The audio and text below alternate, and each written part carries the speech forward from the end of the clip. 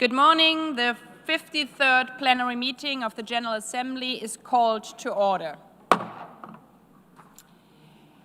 The Assembly will consider agenda item 35, entitled Question of Palestine. The documentation under this item is listed in the Journal of the United Nations. I will now make a statement as the President of the General Assembly. Excellencies, distinguished delegates, for 78 years, the question of Palestine has been on the agenda of this General Assembly, almost as long as the institution itself.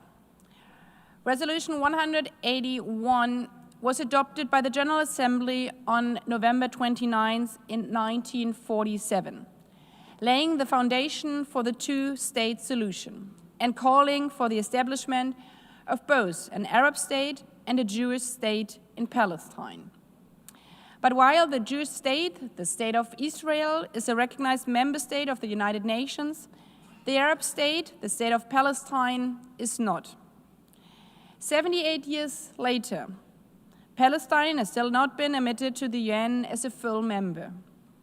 For 78 years, the Palestinian people have been denied their inalienable rights, in particular, their right to self-determination. Now, it is high time that we take decisive action to end this decade-long stalemate. The atrocities committed by Hamas on October 7th set off one of the darkest chapters in this conflict. 2 years of war in Gaza have left tens of thousands of civilians killed, including many women and children.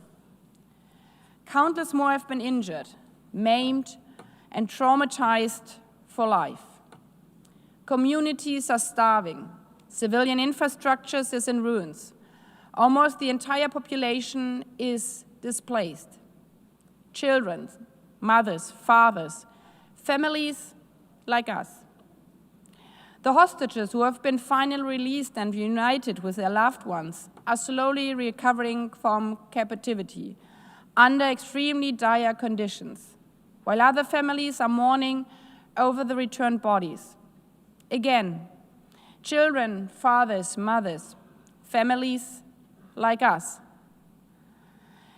And while the horrors of Gaza have dominated the news for 2 years, settlement expansions, demolitions, and increased settler violence in the occupied West Bank, including East Jerusalem, continue to undermine the prospects for a sovereign, independent and contiguous, viable Palestinian state. Palestinian communities are bifurcated by the rapid expansions of settlements. Movement, communications, and access to essential services and livelihoods are severely restricted for Palestinians by checkpoints, confiscations, and demolitions.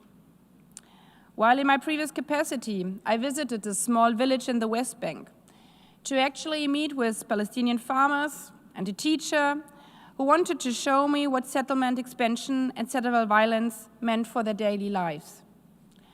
As we stood on the hillside overlooking their farmlands, a drone from an Israeli settlement began hovering above us, circulating in the air, monitoring what we were doing and probably saying. We know what happens when foreign people and cameras are no longer there. It's not just a drone watching, it's outright violence, including farmers being attacked as they try to go to work, as they try to harvest. Beyond the violence itself are daily indignities in confronting the residents of the West Bank, including children getting to school, or thousands of pregnant women rushing to hospital to receive care or give birth, only to be stopped at checkpoints or by road closures. Excellencies, all that has happened in the last 2 years, and it all underlined what we have known since decades.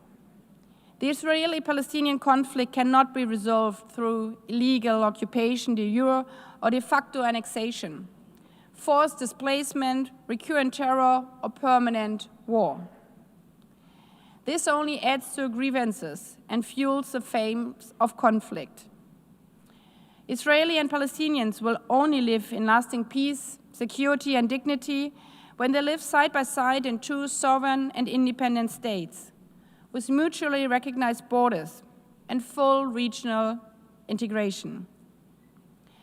As outlined in the New York Declaration, which is indeed a ray of hope, and the adoption of Resolution 2803, in which the Security Council endorsed the comprehensive plan to end the conflict in Gaza, we see unfortunately again on a daily basis that these are only words on paper if we do not deliver.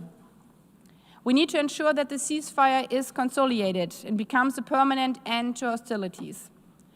Since the ceasefire, at least 67 children have been killed.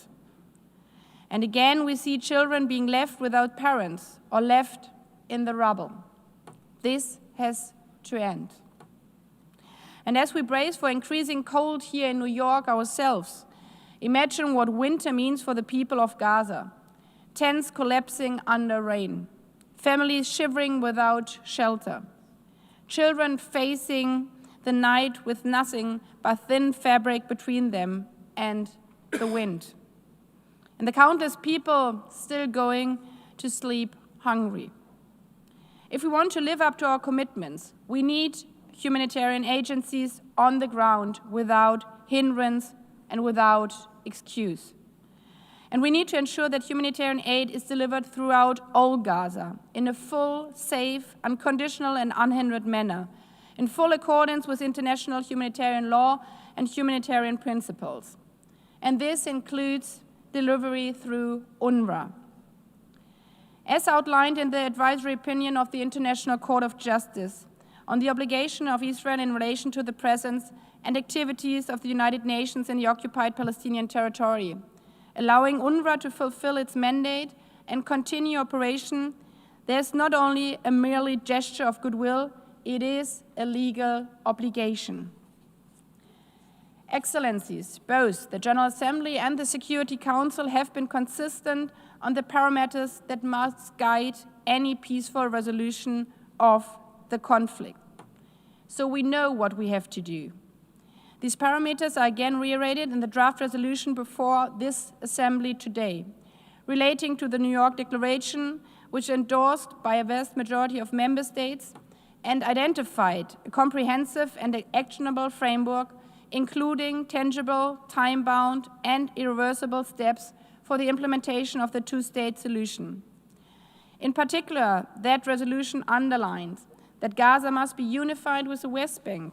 There must be no occupation, siege, territorial reduction, or forced displacement. It underlines that Hamas must end its rule in Gaza and hand over its weapons to the Palestinian authorities. It makes clear that the Palestinian Authority must continue implementing its credible reform agendas, focusing on good governance, transparency, fiscal sustainability, fight against incitement and hate speeches, service provisions, business climate, and development. And it calls on the Israeli leadership to immediately end violence and incitements against Palestinians and immediately halt the settlement, land grabs, and annexation activities in the occupied Palestinian territory, including East Jerusalem. It makes clear that it has to end the violence of the settlers. As diplomats, we all know this is hard diplomatic work. And therefore, Excellencies, I want to be frank and clear. The quest for peace, stability, and justice in the Middle East needs our United Nations. It needs this Assembly to play a meaningful role. It requires every member state to walk the talk, to engage in this process, to uphold the United Nations Charter, to adhere to international law and the promise this institution made to all the people of the world 80 years ago. Let us recall once more self-determination and the right to live in one's own state in peace, security, and dignity, free from war, occupation, violence, is not a privilege to be earned, but a right to upheld. I thank you.